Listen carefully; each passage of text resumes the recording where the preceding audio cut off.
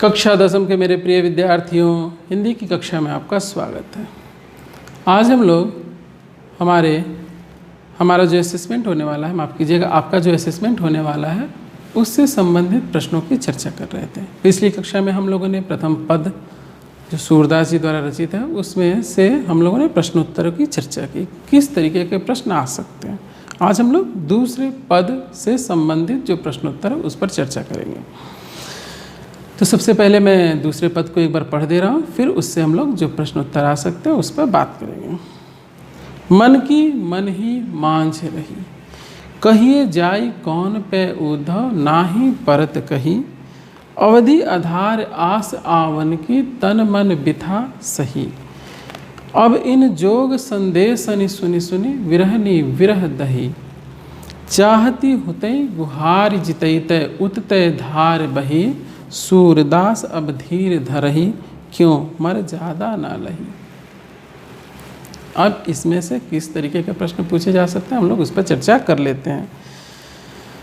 यहाँ किस मर्यादा की बात की जा रही है? तो यहाँ प्रेम की मर्यादा की बात की जा रही है। गोपियाँ किससे मर्यादा का पालन करने की बात कर रही हैं? तो कृष्ण से प्रेम की मर्यादा का पालन करने की बात कर रही हैं। गोपियाँ किससे विनती करना चाहती हैं? गोपियाँ कृष्ण से विनती करना चाहती हैं।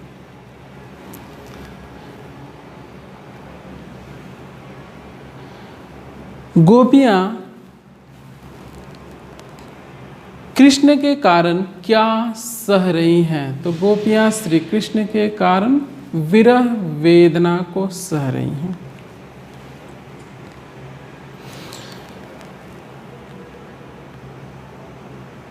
योग संदेश को सुनकर गोपियों के मन में क्या अनुभूति होती है? योग संदेश को सुनकर उनकी विरह वेदना और बढ़ जाती है।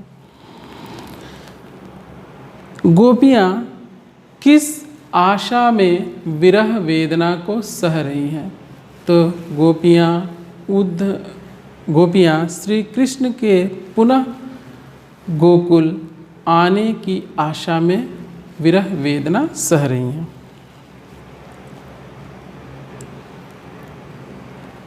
गोपियों के मन के भीतर क्या दबकर रह गई है? तो उनकी आकांक्षाएं, उनकी इच्छाएं, उनका प्रेम उनके मन के भीतर दबकर रह गया है। तो इस तरीके के आप लोगों के प्रश्न आ सकते हैं। अगर आपके मन में इसको पढ़कर और भी कोई प्रश्न आ रहा हो तो आप लोग मुझे ई पोर्टल पर लिखिएगा, मैं आप लोगों की सहायता करूंगा। तो मिलते हैं अगली कक्षा में, और हम लोग अगली कक्षा में जो तीसरा पद है उससे हम लोग देखेंगे कि कौन कौन से प्रश्न आ सकते हैं।